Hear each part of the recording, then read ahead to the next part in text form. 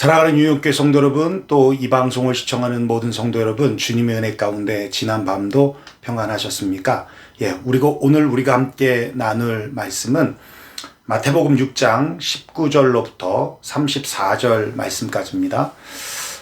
오늘 본문은 우리가 너무도 잘 아는 본문입니다. 우리가 함께 읽고 또 오늘 우리에게 주시는 메시지를 같이 나누도록 하겠습니다. 제가 먼저 봉독해 올리겠습니다. 너희를 위하여 보물을 땅에 쌓아두지 말라. 거기는 좀과 동록이 해하며 도둑이 구멍을 뚫고 도둑질하느니라. 오직 너희를 위하여 보물을 하늘에 쌓아두라. 거기는 좀이나 동록이 해하지 못하며 도둑이 구멍을 뚫지도 못하고 도둑질도 못하느니라. 내 보물이 있는 그곳에는 내 마음도 있느니라. 눈은 몸의 등불이니 그러므로 내 눈이 성하면 온몸이 밝을 것이요 눈이 나쁘면 온몸이 어두울 것이니 그러므로 내게 있는 빛이 어두우면 그 어두움이 얼마나 더하겠느냐. 한 사람이 두 주인을 섬기지 못할 것이니 혹 이를 미워하고 저를 사랑하거나 혹 이를 중히 여기고 저를 경히 여김이라. 너희가 하나님과 재물을 겸하여 섬기지 못하느니라. 그러므로 내가 너희에게 이르노니 목숨을 위하여 무엇을 먹을까 무엇을 마실까 몸을 위하여 무엇을 입을까 염려하지 말라. 목숨이 음식보다 중하지 아니하며 몸이 의복보다 중하지 아니하냐. 공중의 새를 보라. 심지도 않고 거두지도 않고 창고에 모아들이지도 아니하되 너희 하늘 아버지께서 기르시나니 너희는 이것들보다 귀하지 아니하냐. 너희 중에 누가 염려함으로 그 키를 한 자라도 더할 수 있겠느냐. 또 너희가 어찌 의복을 위하여 염려하느냐. 들의 백합화가 어떻게 자라는가 생각하여 보라. 수고도 아니하고 길쌈도 아니하느니라. 그러나 내가 너희에게 말하노니 솔로몬의 모든 영광으로도 입은 것이 이 꽃 하나만 갖지 못하였느니라. 오늘 있다가 내일 아궁이에 던져지는 들풀도 하나님이 이렇게 입히시거든 하물며 너희일까 보냐. 믿음이 작은 자들아. 그러므로 염려하여 이르기를 무엇을 먹을까 무엇을 마실까 무엇을 입을까 하지 말라. 이는 다 이방인들이 구하는 것이라. 너희 하늘 아버지께서 이 모든 것이 너희에게 있어야 할 줄을 아시느니라. 그런즉 너희는 먼저 그의 나라와 그의 의를 구하라. 그리하면 이 모든 것을 너희에게 더하시리라. 그러므로 내일 일을 위하여 염려하지 말라. 내일 일은 내일 염려할 것이요 한날의 괴로움은 그날의 족하니라. 아멘. 오늘 본문은 여기까지입니다. 요즘 한국에서는 창조주 하나님보다 더 위대한 분이 계시다고 하죠. 바로 건물주입니다. 그래서 창조주 위에 건물주가 있답니다. 건물주를 부러워합니다. 건물주가 되는 게 꿈이랍니다. 왜요?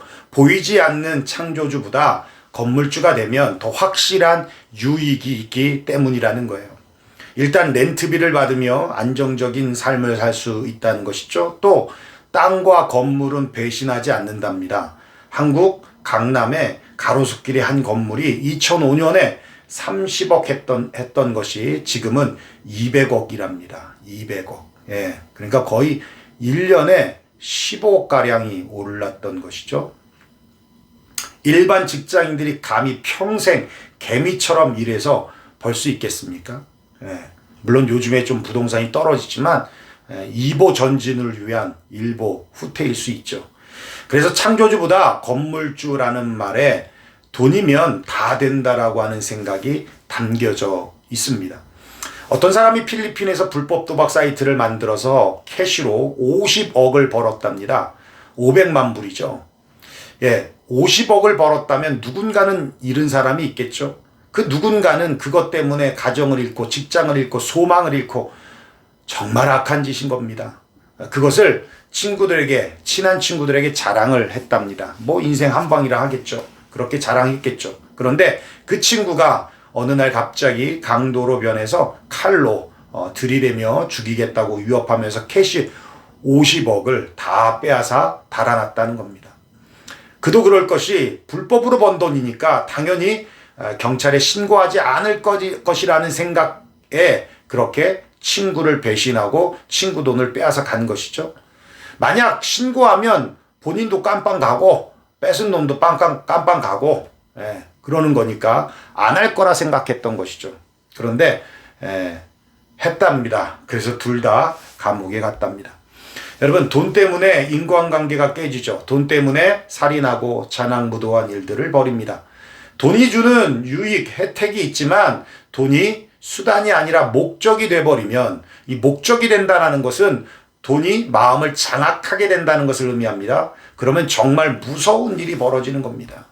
첫째는 돈이 갑이 되고 내가 을이 된다는 거예요. 그래서 돈이 나를 조종하게 된다는 겁니다. 돈의 아바타가 된다는 거예요. 그래서 사람이 비굴해지고 쪼잔해지고 포악해지고 사악해지고 돈이면 뭐든 다 한다라는, 그래서 사람까지도 죽일 수 있는, 돈이 갑이 되게 해서는 안 된다는 것이죠. 두 번째는 돈이 장악하게 되면요, 그게 목적이 돼버리면 마음을 다치게 됩니다.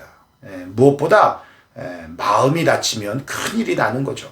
그래서 잠언서 4장 23절에 말씀하고 있습니다. 모든 지킬 만한 것 중에 더욱 내 마음을 지키라. 생명의 근원이 이에서 남이니라. 마음은 생명의 근원이다라고 했어요. 마음이 다치면 생명을 잃습니다. 사람이 만일 온천하를 얻고도 제 목숨을 잃으면 무엇이 유익하겠느냐. 그렇죠? 수천억 원이 있다면 뭐 하겠습니까? 건강 잃고 생명 잃으면 아무것도 소용이 없는 것이죠. 오늘 본문에도 내 보물이 있는 그곳에 내 마음도 있느니라 말씀하고 있어요. 내 보물이 하늘에 있으면 마음도 하늘에 있는 거고, 내 보물이 땅에 있으면 내 마음도 땅에 있는 겁니다. 그런데 땅에 보물을 쌓아두면 어떻게 된다고요? 19절에 말씀하고 있죠. 너희를 위하여 보물을 땅에 쌓아두지 말라. 거기는 좀과 동록이 해하며 도둑이 구멍을 뚫고 도둑질하느니라. 좀이 뭡니까? 옷을 갈아먹는 벌레죠. 그래서 구멍을 뻥 뚫어 놓습니다. 땅은 좀이 먹고 녹이 슬고 도둑이 들어 도둑질 당하고, 근데 보물이 있는 곳에 뭐가 있다고요? 마음이 있다고요. 마음이 있다고요. 그렇다면 마음이 좀 먹고 녹이 슬고 도둑질 당하고 마음이 다친다는 겁니다. 디모데전서 6장 9절로부터 10절 말씀 이렇게 표현하고 있어요. 부자가 되려고 애쓰는 사람은 시험에 들고 함정에 빠지게 됩니다. 어리석은 일을 하다가 결국 자신을 망치는 구덩이에 떨어지는 것입니다. 돈을 사랑한 것이 모든 악의 뿌리입니다. 돈을 더 많이 얻으려다가 진실한 마음에서 떠나고 오히려 더 큰 근심과 고통만 당하게 됩니다. 돈 자체가 악이 아니라 돈을 사랑하는 것이 모든 악의 뿌리라는 거예요. 마음을 빼앗긴다라는 얘기죠. 그래서 돈을 사랑하면 시험에 들고 함정에 빠지고 구렁텅이에 떨어지고 큰 근심과 고통을 당하게 된다는 말씀입니다. 세 번째가 그거예요. 돈이 마음을 장악하면 하나님과 멀어지는 것입니다. 한 사람이 두 주인을 섬기지 못할 것이니 혹 이를 미워하고 저를 사랑하거니와 혹 이를 중히 여기고 저를 경히 여김이라. 너희가 하나님과 재물을 겸하여 섬기지 못하느니라. 하나님과 돈, 창조주와 건물주를 겸해서 섬길 수 없다는 것입니다. 우리가 아는 사도 바울이 어떤 사람이었습니까? 교회를 핍박하던 사람 아니었습니까? 그는 히브리 중에 히브리인이었고 율법에 흠이 없을 만큼 바리새인 중에 바리새인이었고 똑똑하고 열정적이며 다음 유대교를 이끌어갈 차세대 지도자로서 충분했던 사람입니다. 스데반 집사님이 죽을 때 그 자리에 있었고 스데반 집사님의 죽음을 당연히 여겼던 사람입니다. 왜요? 예수는 사람인데 하나님의 아들이라고 믿거든요. 메시아라고 사람들이 믿거든요. 또 그 예수를 십자가에 죽였는데 그 예수가 다시 살아났답니다. 이런 헛소리를 해서 사람들의 마음을 혼란스럽게 하니까, 그러니까 다 이단이고 사입이야, 죽어 마땅해, 그러면서 핍박하고 잡아서 옥에 가두며 스데반의 집사의 죽음도 당연하다고 생각했다는 겁니다. 그런데 그가 다메섹으로 가던 도중 예수님을 만나죠. 하늘에서 빛이 비추며 소리가 들립니다. 사울아 사울아 내가 어찌하여 나를 박해하느냐. 나는 내가 박해하는 예수라. 예수는 죽었다고 했는데 예수님의 목소리가 들린 것입니다. 그리고는 완전히 뒤집어진 것입니다. 그리고는 그가 로마 감옥에 갇혔을 때에 빌립보서 3장 6절과 9절 말씀에 그렇게 말씀하고 있어요.